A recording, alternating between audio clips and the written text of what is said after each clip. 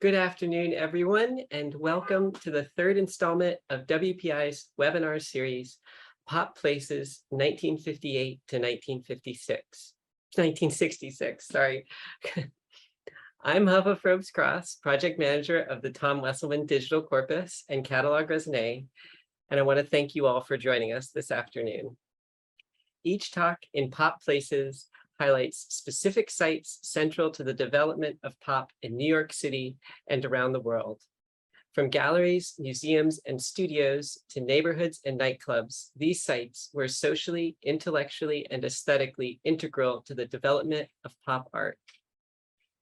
If you missed our first two talks with Melissa Ratchleff and Sarah Bancroft, you can watch video recordings of both on our website, wpi.art, under the What We Do tab, subheading News and Events.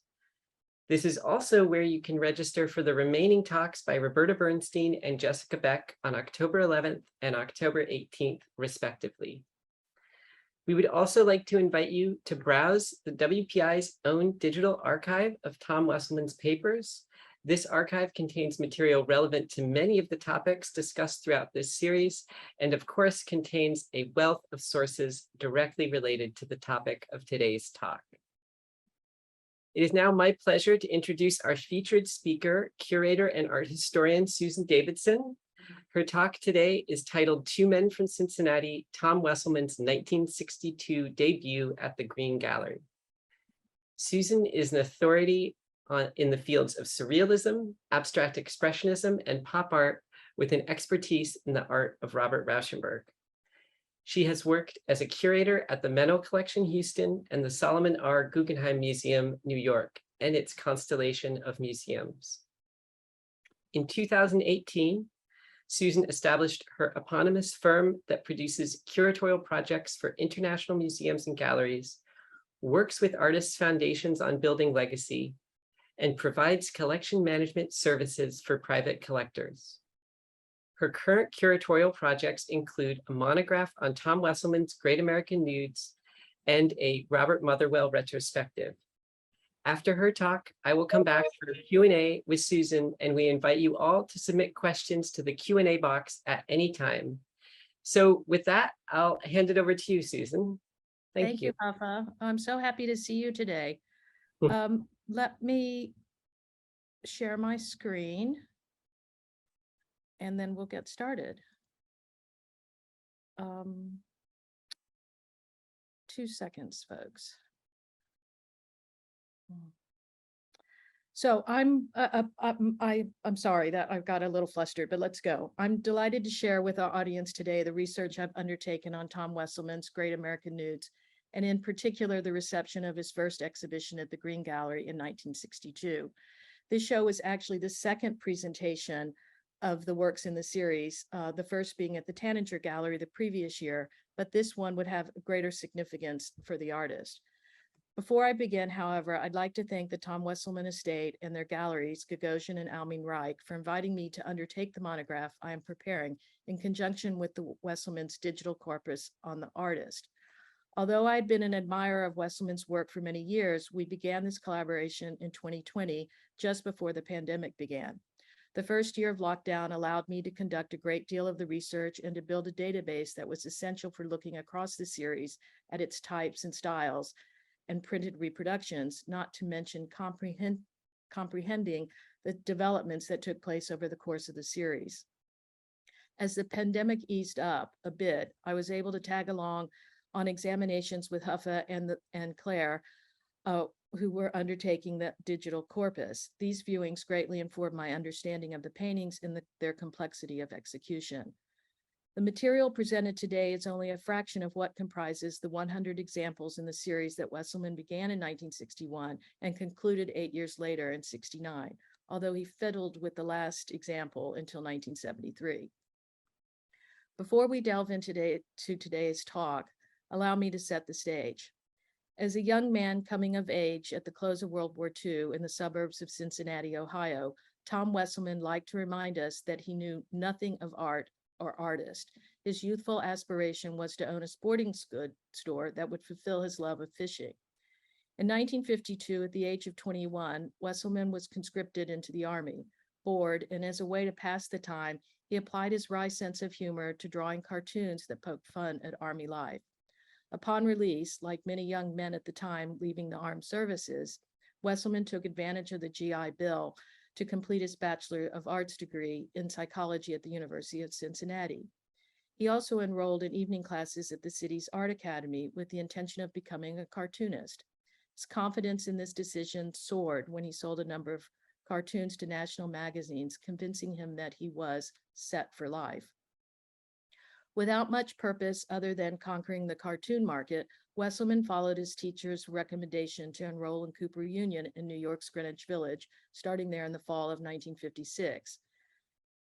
Cooper Union's academic curriculum focused on the fundamentals of design and drawing in its first year, and the second year introduced the essentials of painting.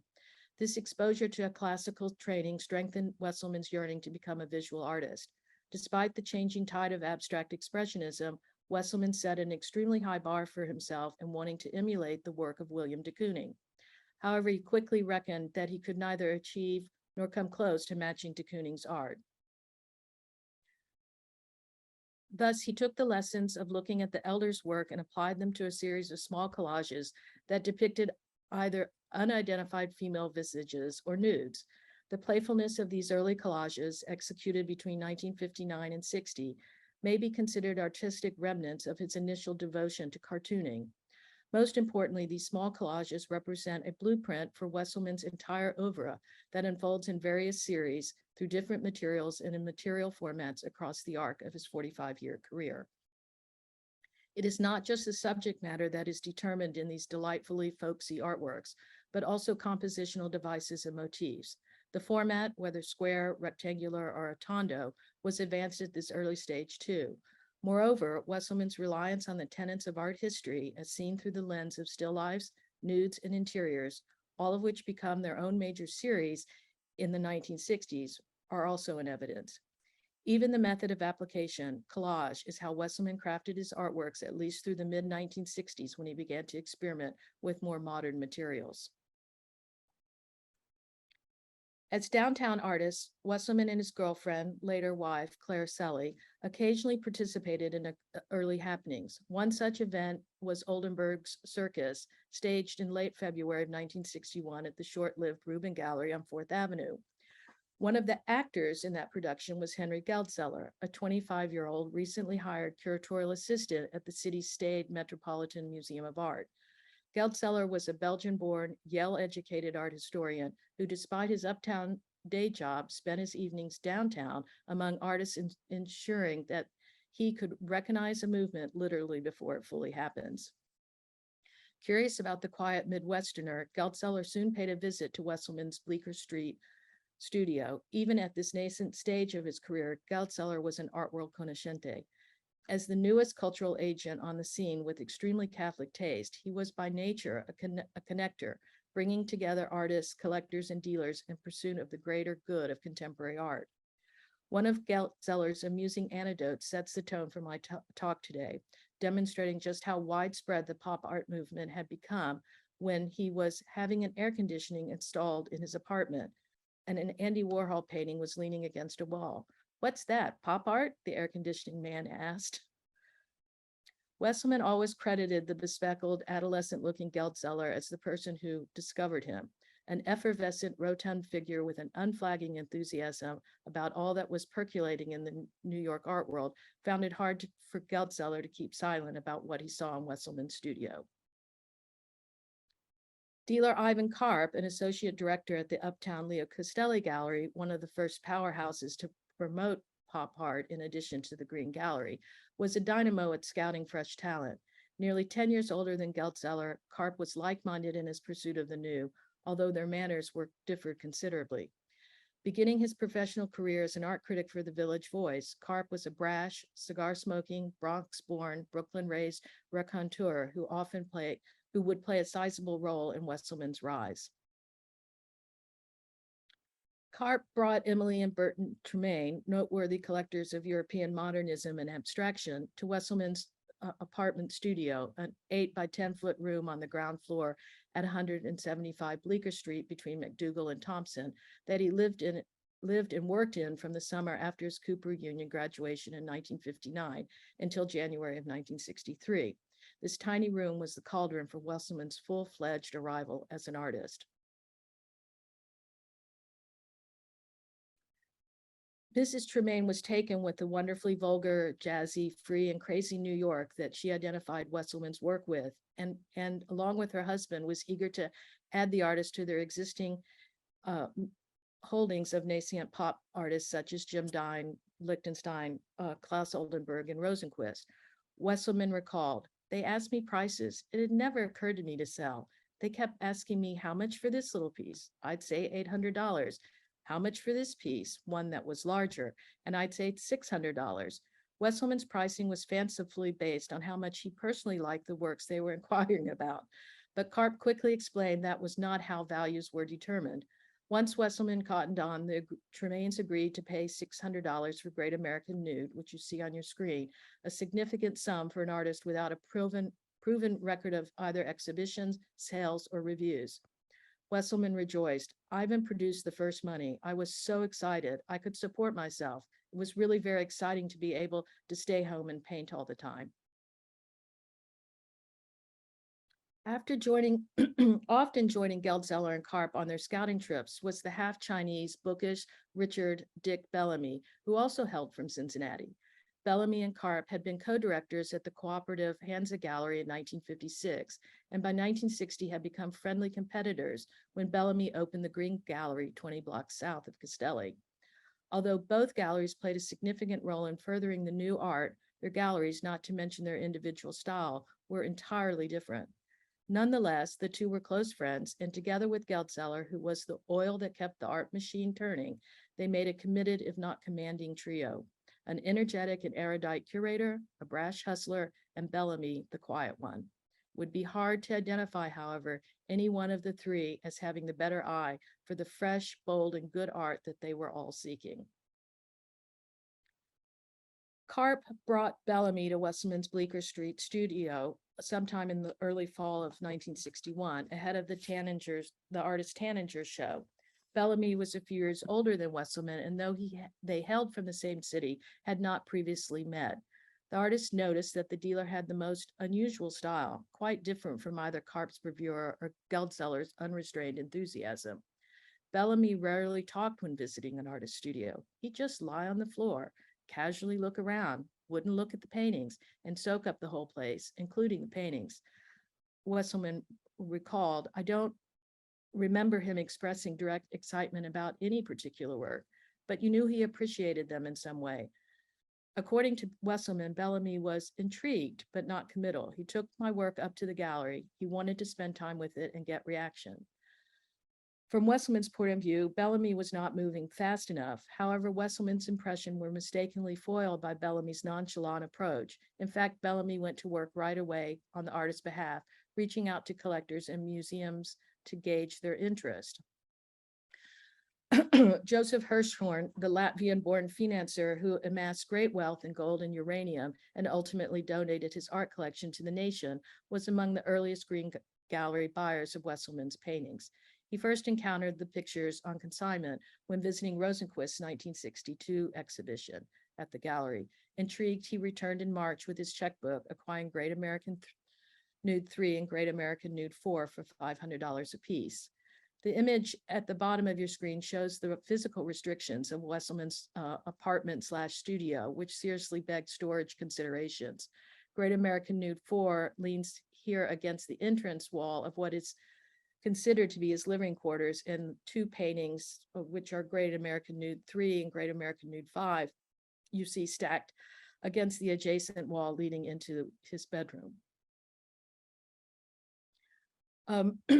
Shifting gears just a bit, the largest and most critical gallery exhibition to offer New York audiences their first comprehensive exposure to the new art style, still unnamed as critics wrestled with various monikers, such as New Realism, popular image art, common object art, neo-Dadaism, sign painting, or even cool art, had been organized by the esteemed Sydney Janis Gallery. was well known for championing the work of abstract expressionists, de Kooning, Jackson Pollock, Mark Rothko, etc., the very artists whose success the pop group threatened. So Janis's foray into this new art was somewhat a departure for the gallery. Excuse me, the International Exhibition of the New Realist presented the dealer's interpretation of the worldwide activities of artists working under the pop rubric that hit the New York art world with the force of an earthquake. 1 to 3 works each by 54 English, French, German, Italian, and American artists were assembled both in the gallery's 2 main rooms at 15 East 57th Street and in an empty storefront across Fifth Avenue at 19 West 57th Street, fully visible to Midtown's busy city dwellers. In preparation, Janis made the studio rounds of those artists based in New York, acquiring for his personal collection Rosenquist's Marilyn Monroe before it was displayed in the exhibition. He arrived at Wesselmann's tiny Bleecker Street studio just after Labor Day in 1962. Janis had come down to select works, Wesselmann recalled.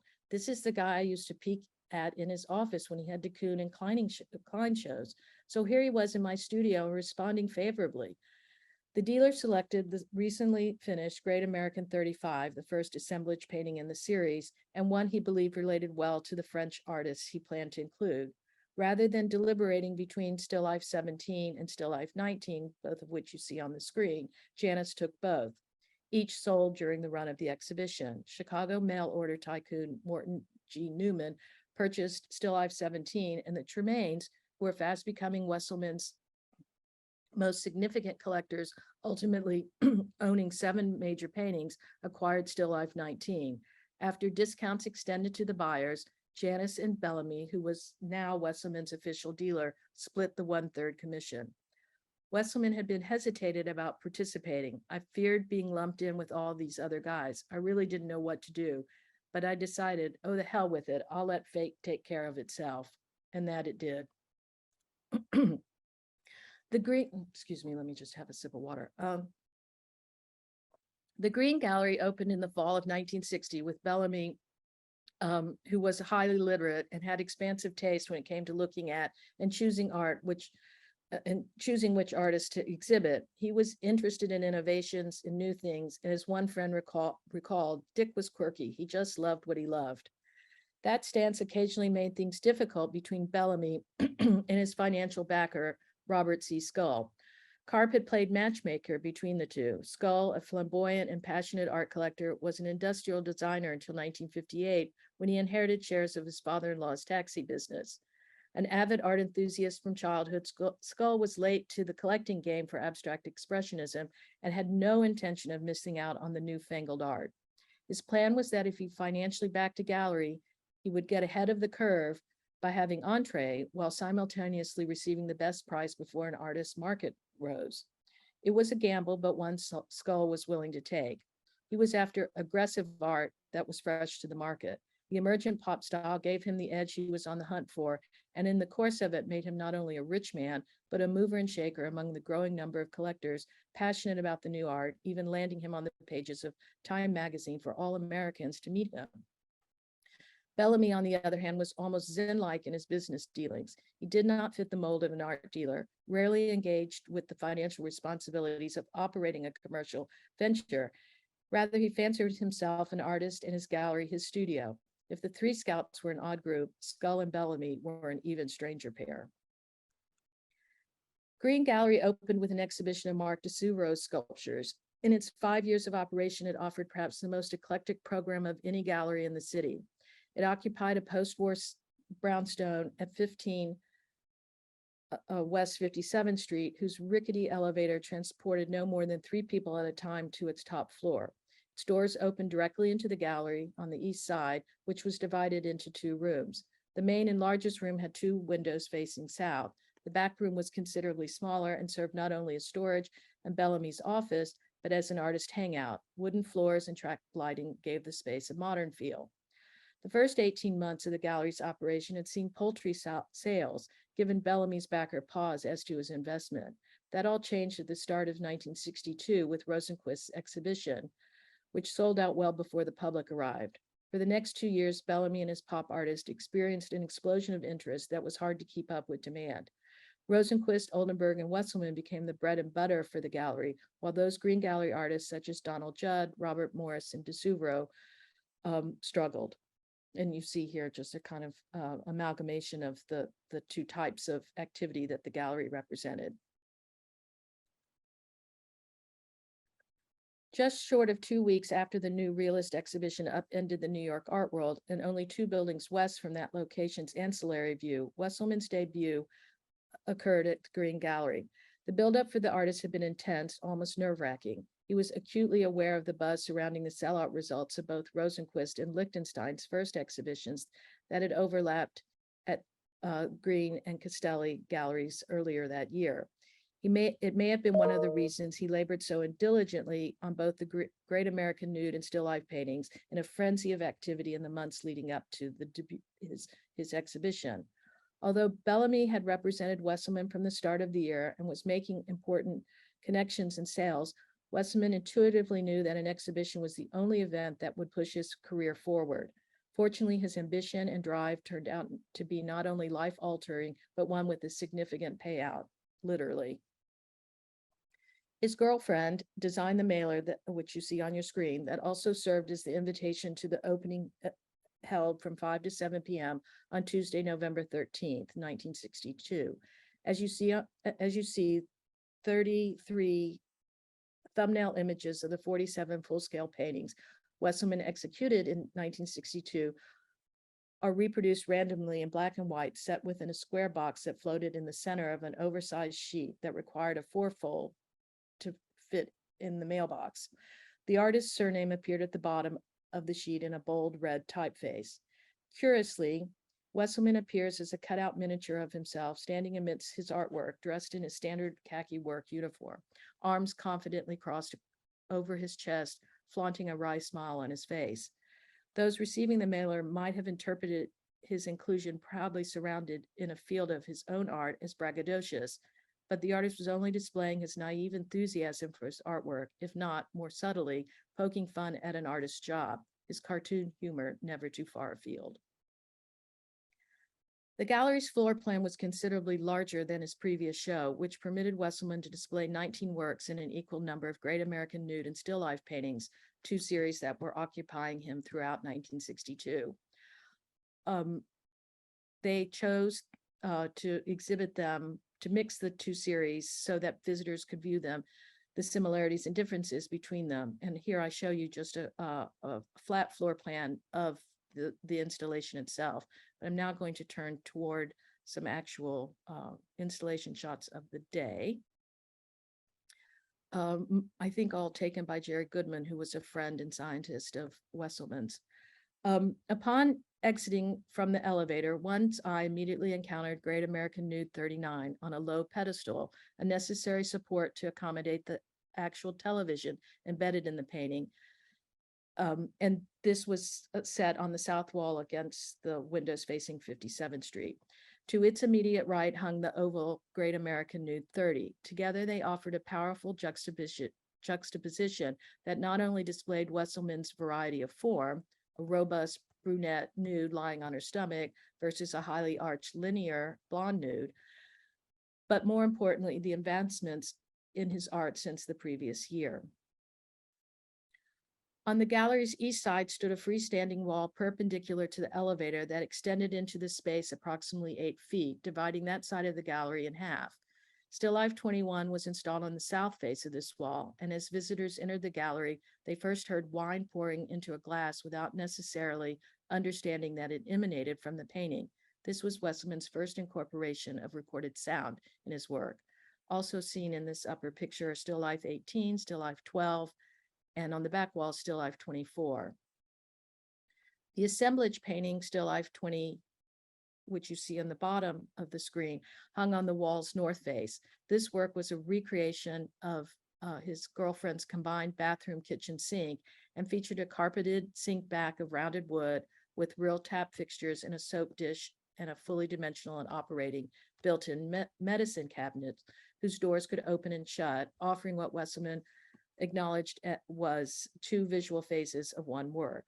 The painting had been lent by Seymour Knox, who had acquired it just months before for his museum in Buffalo, And also shown in this photograph are still life 15, GAN 34, the drawing for still life 12, and GAN 39 on the far south wall. I gave you a kind of left to right there. Oh, okay. So this slide, should I go back one slide? Or are we okay? I should proceed. I think Yeah. you get the gist. It's a lot of it. This slide, these are two images of the east wall, which is divided by that perpendicular wall coming off the elevator. And in the top, we see still life 14, GAN 31, still life 18, and still life 12. And then in the bottom slide, we see still life 20 on the perpendicular wall, GAN 38. Oh, one of the GANs I don't remember, I'm sorry. And then the still life with the Del Monte. I'm sorry, I don't have those numbers handy. They are sometimes things you can only really remember these things by the art with the images in them, because the numbering system is just contiguous. This image shows the back wall with still life 24 with its three-dimensional corn on the cob and melting butter, and to its east is still life 16. On the west wall is a partial view of GAN 26, GAN 28, and GAN 36. And you see Bellamy standing in the doorway to his office storage. And here, just quickly to remind you, is the overall flat plan of the layout of the gallery. And you see how the two series are really mixed. And actually, in many ways, what defined the Great American Nudes, all this kind of Americana elements and attributes, starts to show up quite significantly in the still lifes during this period. So the exhibition received quite a number of reviews, and here is just a slide of those, and I'll read a few comments from them. Jill Johnson, who had written eloquently about Wesselmann's work in the New Realist exhibition, chose a more descriptive tone for her Village Voice review. She went on, "This is not to underrate the pictures, for Wesselmann makes art of high refinement. He likes hard, bright, flat colors and striking contrast in both color and design. His collage inclusions are always judiciously, you might say classically arranged. So there is always the sharp play between detail and expanse, a visual effect made spicier by the breakup of assembled objects and material into distinct corners of midsections, an uncomplicated sort of cubism." Vivian Rayner, who had been decidedly enthusiastic about Wesselmann's Tanager gallery show, now was rather scathing. She went on to say, "A downright disaster for Wesselmann. Now he's making preposterous paste-ups of blown-up photographs of Coca-Cola bottles, sizzling steaks, corn, and so on, accompanying some with appropriate sound effects. The drawn and painted elements have all but disappeared, and everything is intended to look, and does, like one of those double-spread food ads in Life that nobody looks at. Someone recently described this movement, meaning pop art, perfectly as instant, disposable art, as no one is meant to think about it. I won't." Certainly the most measured review was Brian O'Doherty in the New York Times, who categorically stated that Wesselmann's show was the best one-man pop show I've seen, and I've seen about 7. He continued, rightfully acknowledging that Wesselmann's work was all put together with a blank, deadpan air, and all them traffic and double takes in that every man's land between illusion and reality. O'Doherty concluded, however, by placing the onus, of any impending success squarely on the artist's shoulders. His work, which I still find wild, witty, and madly hip, has, if I understand him correctly, no witty intent, which tends to put the joke on him, although he has the last laugh. 18 out of 20 are sold. With sellout gallery exhibitions, museums rushing to organize presentations, and collectors in every corner of the country wrestling with one another for the newest and best from the key art practitioners, the artists were keen to distance themselves from being identified as a homogeneous group, as Sarah reminded us last week in her talk on the European reception of Rosenquist's F111. Wesselmann in particular wanted to purposely disassociate himself from the roaring tsunami of pop art that was engulfing the art world, even though the artist was to benefit greatly from it. Earlier in '62, Karp had identified what he saw as similarities of style between Rosenquist, Lichtenstein, and Wesselmann, but the Midwesterner felt differently. He went on to say, I swear they had ready-made styles. I'd have to sweat and strain to come up with a style. Warhol just simply reproduced a can of soup. That's not quite true because, of course, he simplified it down. Lichtenstein had a comic strip style ready-made. All he had to do was evolve it. Rosenquist had the billboard style. I'm saying that critically and also enviously in a different kind of way, as if they didn't have to work as hard as I had to. Wesselmann was steadfast that art history was his subject matter and that his style was rooted in a traditional art practice. Don't misunderstand me. Wesselmann did play the part, as we see in this photograph, when necessary, but he believed deeply in and wanted to succeed at what he called his job. He was a self-possessed man in a loving relationship and was more than content to give his art full attention over any social demands being an artist brought on. Despite his protestation, of his art being labeled, Wesselmann was overjoyed with the financial triumph his exhibition delivered. He acknowledged that Janis's show helped sales because it gave that kind of art a huge boost about the legitimacy of the work or the desirability. And for his Green Gallery shows, the sales of the Great American Nudes actually outpaced those of the still life paintings. Ahead of the opening, Bellamy placed several works with notable collectors, a sure sign of mounting interest in Wesselmann's art. In addition to Simonok snapping up the assemblage Still Life 20 that we saw on that perpendicular wall, that's the one with the sink and the medicine cabinet, Skoll chose the Matisse-style Tondo Great American Nude. And here we see the back of the artist's photo card for the artwork and the indication of the date in which Skoll bought it and the price he paid for it. The Tremaines acquired two sequential but rather different looking Great American Nudes to add to their growing collection. Great American Nude 38 on the left and Great American Nude 39 on the right. They would lend number 38 to the Popular Image Show in Washington the following year, but they traded it back to the Green Gallery after that exhibition. And ultimately they traded number 39 too, which Bellamy turned around and sold quickly to Mr. Jerry Berger in Kansas City. The Swiss dealer, Georges Marseille, who was among the first Europeans to cotton to Wesselmann's work, beating out Sonnabend and Bruno Bischofberger, who would champion his work beginning in 1963.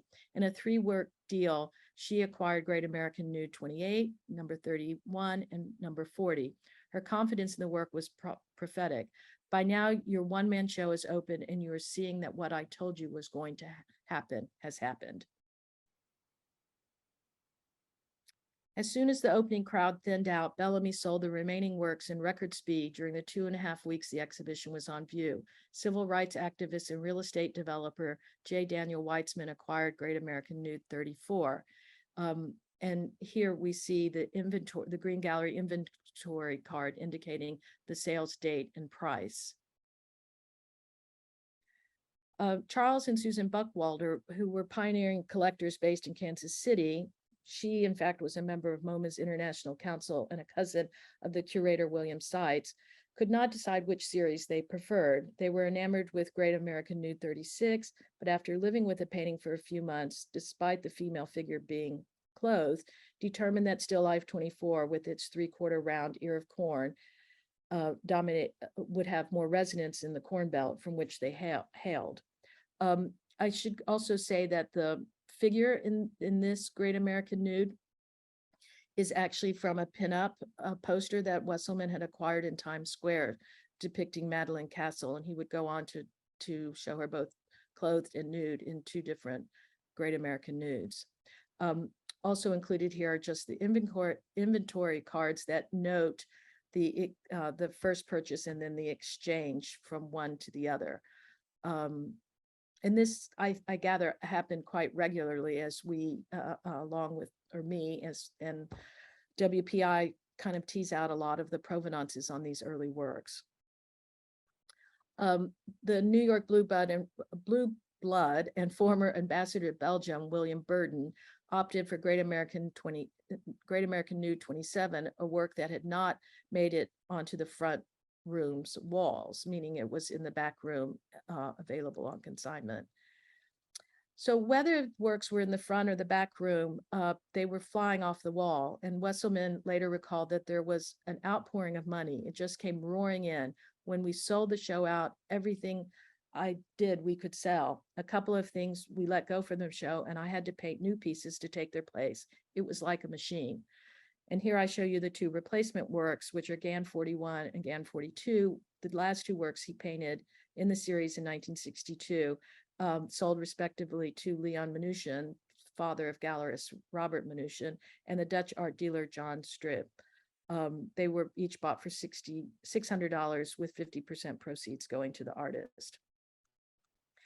And finally, the last two nudes in the show ultimately found their home with the Chicago grocery wholesaler Robert Mayer, who acquired Great American Nude 26 and Great American Nude 38, which we saw earlier that remains had traded back to Green Gallery. Mayer had not followed collector Richard Brownsbaker's philosophy to get there first and decide promptly, which was why it took him a little bit of time to buy what he needed, or wanted, I should say.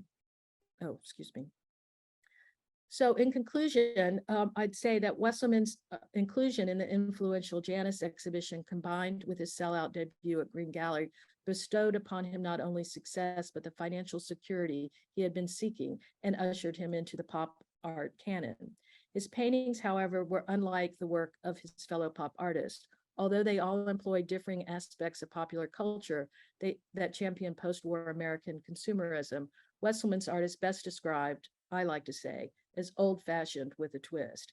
He articulated as, I felt that I came so definitively out of an European tradition, trying to force it into an American kind of thing. His reliance on the art historical genres of the nude and the still life were a familiar aesthetic, easily digestible to even those who bore only the slightest appreciation for art. Reflecting on their association 2 decades after Green Gallery closed, Bellamy declared, "Tom did more for bringing back the nude than any other pop artist." Thank you, and my apologies for the technical challenges. Oh, no, not at all. That was wonderful, Susan. Thank you so much. I mean, I have a lot of questions. Sure. Yeah, I mean, your talk brings up so many interesting questions about Wesselmann and, the gallery scene at that moment. I think the first question I'd like to ask is, Wesselmann, like a lot of other pop artists, had this kind of shift in his work between 61 and 62, right? That was directly evident in the Green Gallery show, right? Yes. And you mentioned the Tanager Gallery show, but I'd be curious which is where, of course, he first showed his Great American Nudes, right? Yes. But I would be curious if you could sort of delve a little bit more into how you see his work as changing between 61 and 62, between Tanager and Green, when he ended up showing there. Yeah. Well, I first off, I would say that the works in 61 really come almost directly out of those early collages I showed you. They scaled up in a way. And so there's a lot of collage activity. They're very much focused on those, what I call the elements that define the Great American Nudes, the stars, the images of famous American presidents, the color scheme, the red, white, and blue.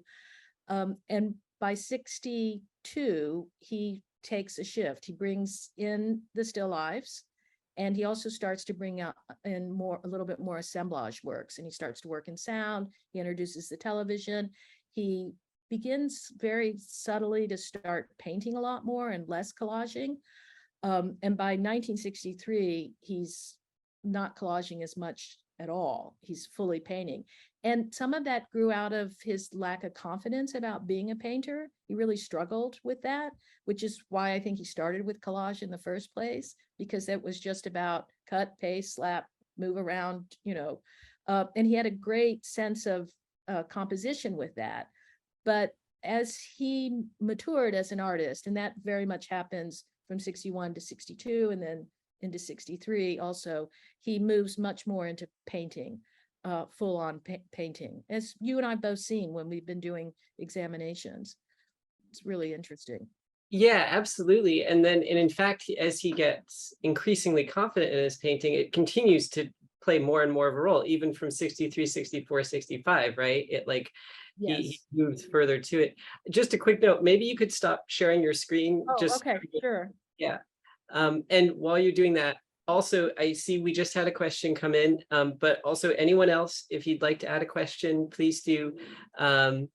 But yeah, so I think that I completely agree with your characterization. The one follow-up that I would have, and it's totally open-ended, but one of the things that these talks I think bring up is this question of, and that I talked about with Sarah Bancroft as well, was this question of how these artists entering into spaces with one another and getting to know one another and getting to know one another's work impacted how they worked, right? Once everything takes off, right? Once Yeah. pop explodes in 62.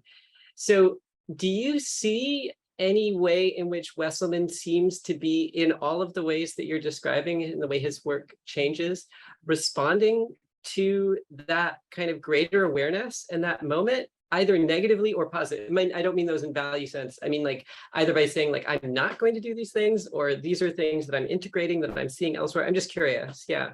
Well, there's no doubt there was a lot in the ether, as one says, and he would have picked up on that. But I would say that, having now spent a lot of time with Wesselmann's work, he really believed in his own job. He was not a huge social animal. He worked 9 to 5 every day in the studio. He didn't really he liked his family life, and that's where he put his energies, and he liked making his art. He was so driven by that. He didn't want to be over influenced by anything.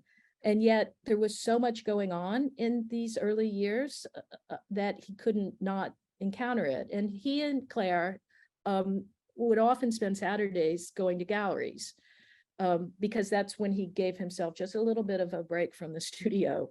And that's when he would have started to see the commonalities that were going on at this time. And he couldn't, as much as he disliked being labeled a pop artist, he couldn't hide from it. I mean, he was there, he was right in the center of it. Right, absolutely. Yeah, and well, I do actually, I mean, I could have follow-ups forever, but I will pause for a moment, because because I agree with you there that he was a part of it despite not wanting to be, but bookmarking that if I have time. I'd like to ask a question from the audience. This is from, and I hope I'm pronouncing your name right, Eric Tice or Eric Tice. Taisa, I'm curious if the objects included in the assemblages, such as the ear of corn, were found or specially fabricated. And then he also adds, thanks for the gallery shots. Quite overwhelming to see all of those works together. Now, I know you and I, so I'll let you answer that. I know we both know the answer to this question. Yeah. He actually found a lot of those advertisements, especially the 3/4 round ones. At the same time, in 63, he started a very concentrated campaign to write to various advertising companies and corporations seeking billboard material to include in the still lifes and in the Great American Nudes. But that particular round, I think, was found on a trip to Cincinnati, back visiting his parents. Am I right in that?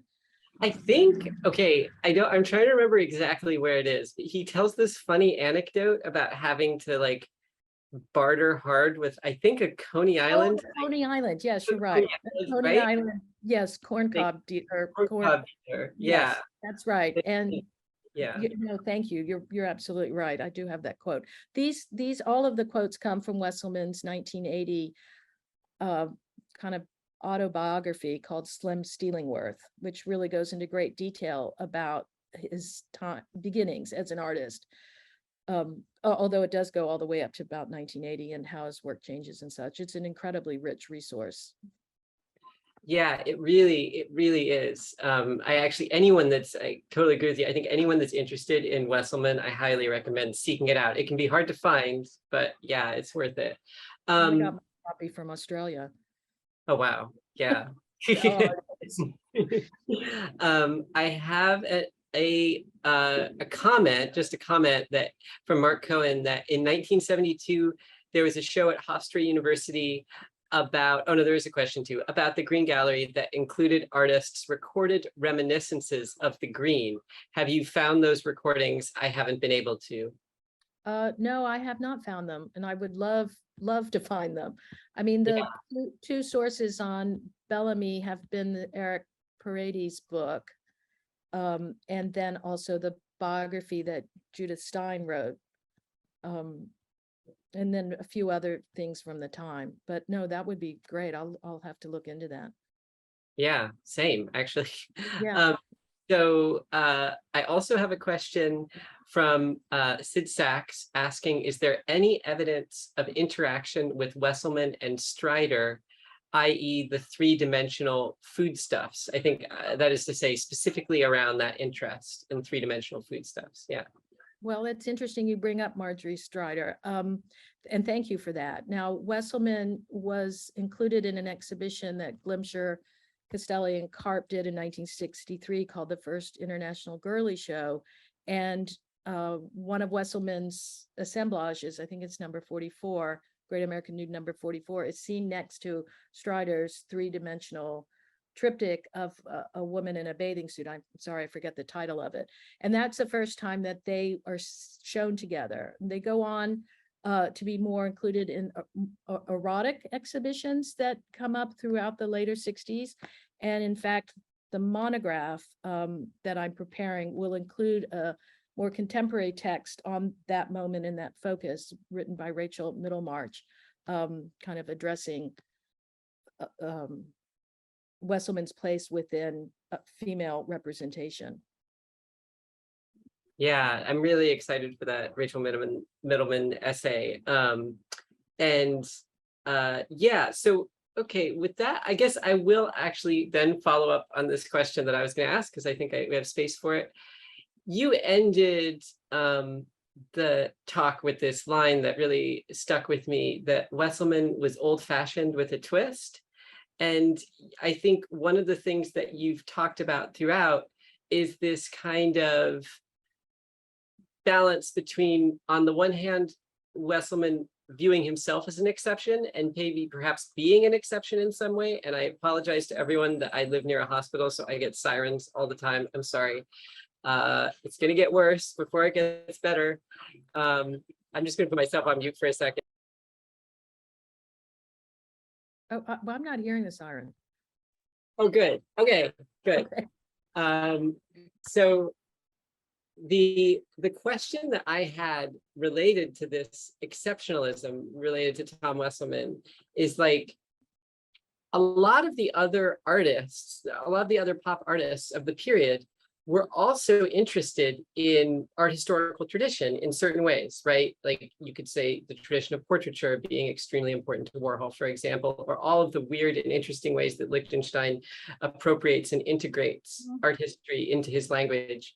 And, you know, it's a more recent, you know, and more recent precedent, but like Rosenquist's professed interest in abstract expressionism.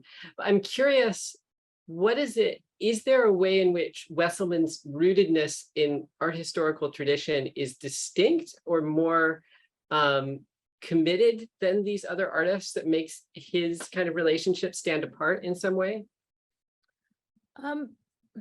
I would say that he always put it on display.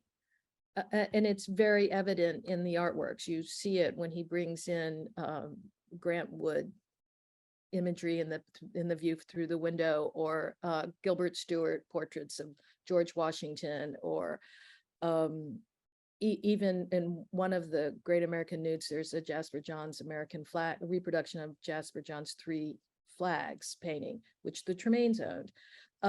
So I think that Wesselmann was much more honest about his work and incorporating it visually into what you were looking at. And I think that also allowed him to stand behind it and stand up for the fact that he was committed to art history, art historical genres.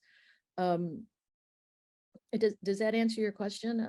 Yeah, absolutely. And actually, I have similar thoughts. I've often thought like one of the differences also is that a lot of the time when art historical genres come up for many of these other artists, and this isn't a criticism, this is sort of the value-free statement, it's just different approach. For those other artists, it's often in some ways in the form of a kind of pastiche, right? Like there's a way in which the tradition is being, ripped from its context and intentionally kind of made light of or undermined in certain ways, right? I think with Wesselmann, you get the sense that like he's really committed to these traditions, right? This is not a pastiche of the nude, right? This is an extension. And it's interesting because he starts out kind of modest with the nudes, I would say, and by 63 and certainly by 64, they're quite erotic. And part of that just comes from his own personal growth. I mean, he and Claire marry by this time. He has gone through a lot of psychoanalysis. He's gotten a lot of success as an artist. And I think all of those Midwestern inhibitions that he kind of come to New York with just fall away. And he really takes off. Yeah, it's true. Yeah, he does. They do. And he does get much more comfortable both as a painter and with the subject matter he's dealing with and embracing it. Yeah, I think one other question that I had, I think we have a little bit of time left, and I don't think that we have a comment. Thank you, Mark, for that comment. We have a long comment. It's too long to read, but I will take it later. But I don't think we have any other questions. So the other question that I had, we didn't talk so much about Bellamy yet, and I'm actually curious to just talk a little bit about him. And the one question that I had is, there are all these very obvious things about how Bellamy was different. He was so eccentric. He was not the most organized person. He had this unusual institutional financial arrangement with Skull.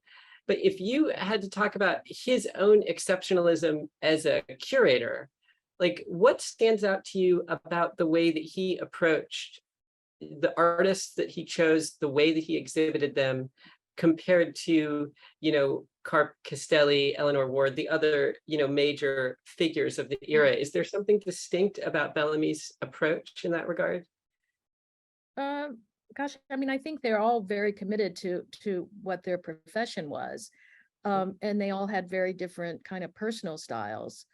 I think because Bellamy was actually a very literate person, he read significantly and was often spoken verse and things of that nature, and could recite poetry and all of that. I think that kind of sensibility informed perhaps how he hung the shows. And the 1964 Green Gallery show, which is Wesselmann's last show at the gallery, but his second. I mean, it's very clear that there's a kind of curatorial prowess to how they install it. And I think you saw it too, even in the 62 layout. I mean, it's very modulated and even-handed. It's things begin to have a dialogue with one another. So I think that he had a sensibility that was more artistic than perhaps being a commercial dealer. That said, his papers at MoMA, which you shared with me, really show that he was actually doing his job. Yeah, it's true. Occasionally in slightly less than organized ways, but he was definitely selling things. Yeah, for sure. Oh, well, there was a huge hunger from 62 to 64 for all of this material. Absolutely. Yeah. Well, we are just about out of time. So I just want to thank you again, Susan. This was really wonderful. I'm so glad to be able to talk with you about this, of course. And thank you for the presentation. And also remind everyone that next Tuesday at 1 p.m. we'll have the next talk with Roberta Bernstein. And then the following week with Jessica Beck. And you can sign up for both talks at wpi.art under the What We Do section. And you'll find it, I think, in the News and Events tab. So yeah, please sign up for the talks. And also this talk and all other talks will be posted as recordings both on our site and on our YouTube channel afterwards. So thank you very much, and see you all next week. Thank you, Hafa. See you at the next Great American Nude. Yes, exactly. Right. Bye-bye. Bye.